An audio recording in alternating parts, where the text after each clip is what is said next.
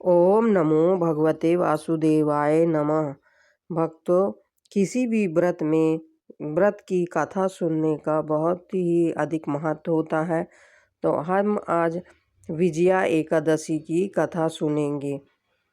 धर्मराज युधिष्ठिर बोले कि हे जनार्दन, फागुन मास के कृष्ण पक्ष की एकादशी का क्या नाम है तथा उसकी विधि क्या है, सो सब कृपा पूर्वक कहिए। श्री भगवान बोले कि हे राजन, फागुन मास की कृष्ण पक्ष की एकादशी का नाम विजया एकादशी है। इसके व्रत के प्रभाव से मनुष्य को विजय प्राप्त होती है। यह सब व्रतों से उत्तम व्रत है। इस विजया एकादशी के महात्म के श्रवण व पठन से समस्त पाप नाश को प्राप्त हो जाते हैं। एक समय देव ऋषि नारद जी ने जगत पिता ब्रह्मा जी से कहा कि महाराज, आप मुझसे फागुन मास के कृष्ण पक्ष की विजया एकादशी का विधान कहिए। ब्रह्मा जी कहने लगे कि हे नारद, विजया एकादशी का व्रत पुराने तथा नए पापों का नाश करने वाला है।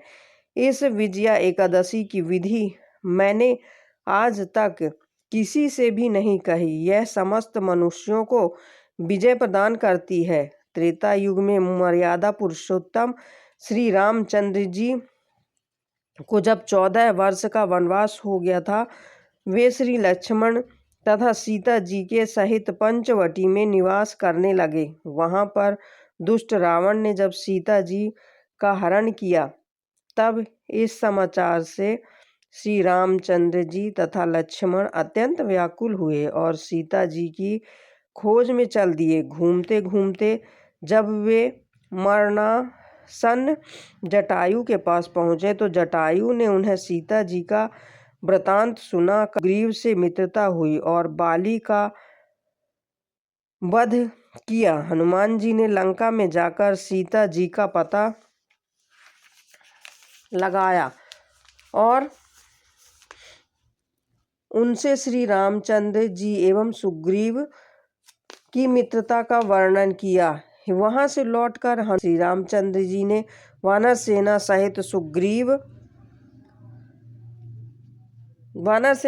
सुग्रीव की सम्मति से लंका को प्रस्थान किया। जब श्री रामचंद्र जी समुद्र से किनारे पहुंचे, तब उन्होंने मगरमच्छ आदि से युक्त उस अगाध समुद्र को देखकर लक्ष्मण जी से कहा कि इस समुद्र को हम किस प्रकार से पार कर सकेंगे। श्री लक्ष्मण जी कहने लगे कि हे पुराण पुरुषोत्तम, आप आदि पुरुष हैं, सब कुछ जानते हैं। यहाँ से आधा योजन दूर पर कुमारी द्वीप में वकदालभ नाम के मुनि रहते हैं। उन्होंने अनेकों ब्रह्मा देखे हैं। आप उनके पास जाकर इसका उपाय पूछिए। लक्ष्मण जी के इस प्रकार के वचन सुनकर श्री रामचंद्र जी वकदालभ ऋषि के पास गए और उनको प्रणाम करके बैठ गए।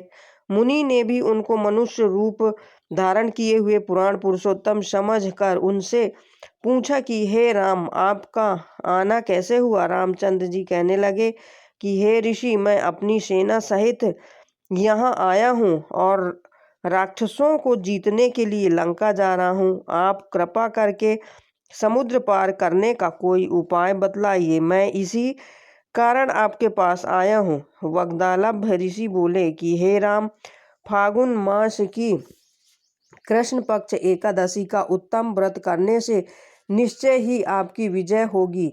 साथ ही आप समुद्र भी अवश्य पार कर लेंगे। इस व्रत की विधि यह है कि दशमी के दिन स्वर्ण, चांदी, तांबा या मिट्टी का एक घड़ा बनावें। उस घड़े को जल से भरकर तथा पंचपल्लव रख वेदिका पर स्थापित करें। उस घड़े के नीचे सतनजा और ऊपर जौ रखें। उस पर श्री नारायण भगवान की स्वर्ण की मूर्ति स्थापित करें। एकादशी के दिन स्नान आदि से निवृत्त होकर धूप, दीप, नैवेद्य, नारियल आदि से भगवान की पूजा करें। तत्पश्चात उस दिन घड़े के सामने बैठकर व्यतीत करें और रात्रि को भी उसी प्रकार बैठे रहकर जागरण करें। द्वादशी के दिन नित्य नियम से निवृत्त होकर उस घड़े को ब्राह्मण को दे देवें। हे राम, यदि तुम भी इस व्रत को सेनापतियों सहित करोगे तो तुम्हारी विजय अवश्य होगी। श्री रामचंद्र जी ने ऋषि के कथन अनुसार इस व्रत को किया और इसके प्रभाव से दैत्यों पर विजय पाई।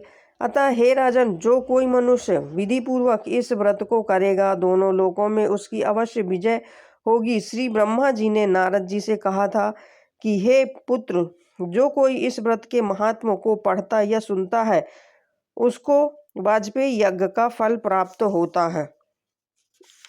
इसलिए ये एकादशी का व्रत बहुत ही श्रेष्ठ है। सभी को यह व्रत करना चाहिए और इस व्रत की कथा श्रवण करना चाहिए। यह एक जरूरी व्रत है, बाकी सब ऐच्छिक व्रत हैं। यह एक ओम नमो भगवते वासुदेवाय नमः।